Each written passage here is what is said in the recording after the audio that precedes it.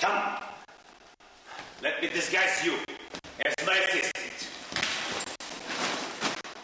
Take your jacket off.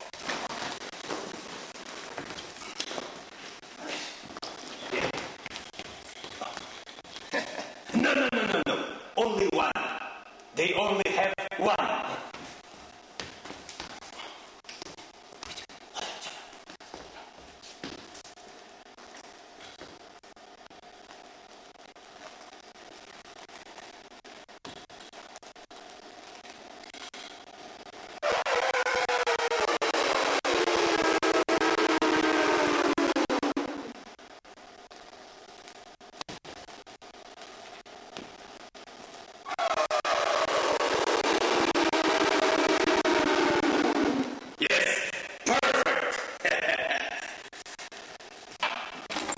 An elephant as your assistant, Doctor. Maybe works in Africa or India, but in Lithuania. Let me see. Come here. Give me your back. Yes. So, get around. Yes, here.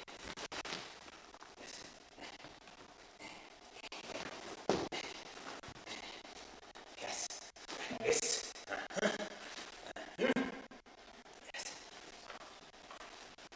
Come here, please. Here. Yes.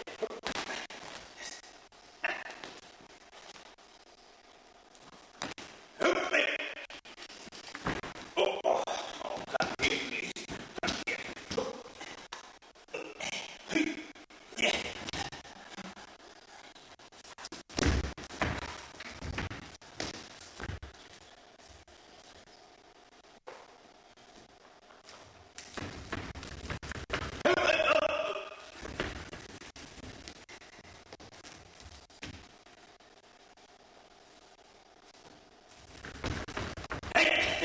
Yes, this is perfect.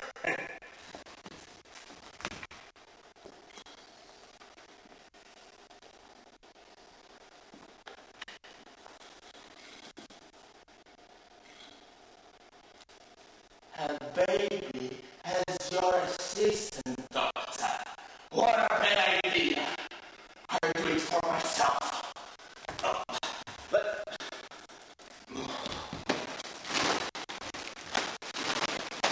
Let's go.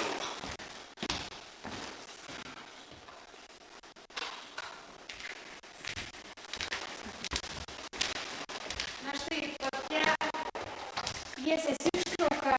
Mes sveikiname su Portugalų teatro trupe Jangada. Good morning. Ir mums padės susikalbėti Donata, labas rytas. Ir Keistuolių teatro aktorius svečiuojasi mūsų studijoje Vytautas Rašimas. Labas rytas. Labas rytas.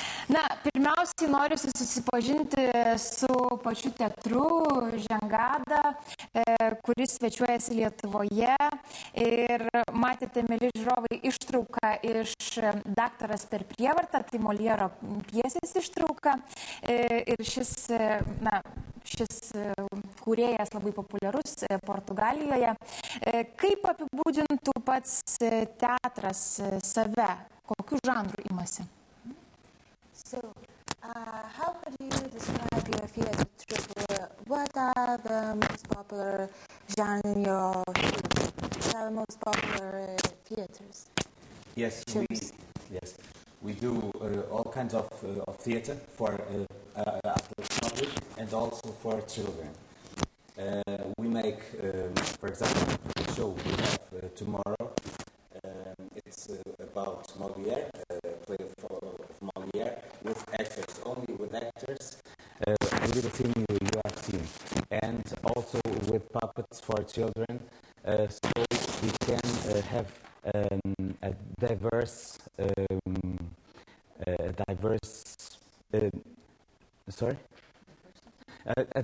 diversity of show, of course. Taigi, Jangada trupė įėjimas įvairių žanrų spektakliai, jų auditorija yra tiek vaikai, tiek ir suaugusieji.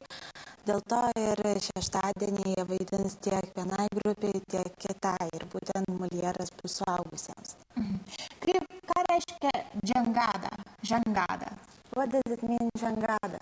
Jangada, it's a raft, a boat, a little Tai boat. yra plaustas. Kaip kilo tokia idėja trupiai pavadinti? Why it's the title, the name of your company? Yes, because a raft, it's made by wooden, made by wood. So if the raft goes little pieces off, they never sink. So we think that theater never have to sink. Kadangi žangada tai reiškia plaustas, kuris yra pagamintas iš medžio, o medis neskęsta, vadinasi, teatras niekada negali žlugti.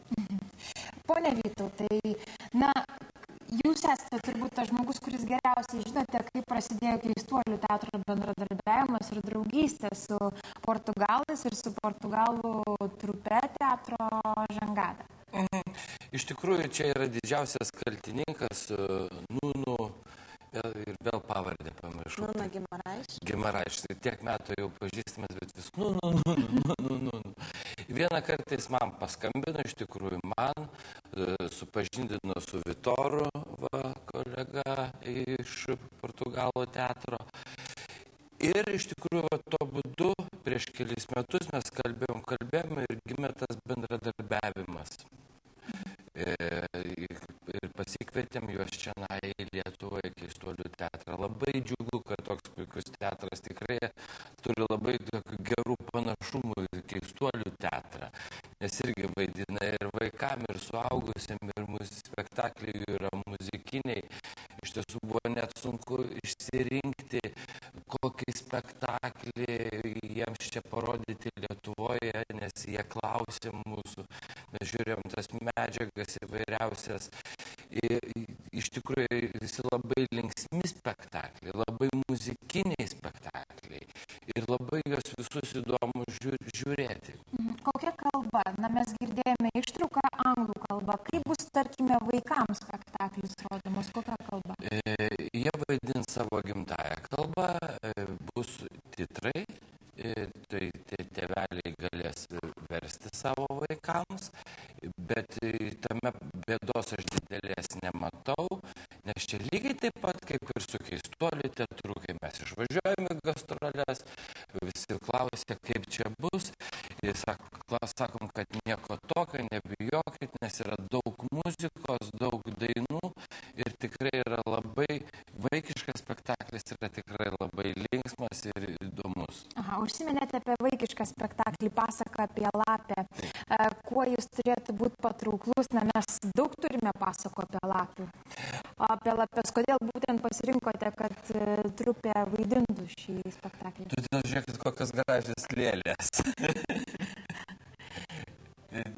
Pagrindinis pasirinkimas, o visa kita tai yra, sakau, jie iš tikrųjų visų pirma, visi spektakliai yra ir muzikiniai, ir kalbant apie vaikiškus, ir jie tikrai yra linksmi, ir tada jau toliau priklauso tik tai, ką lengviau atvežti čia į Lietuvą iš tos Portugalijos.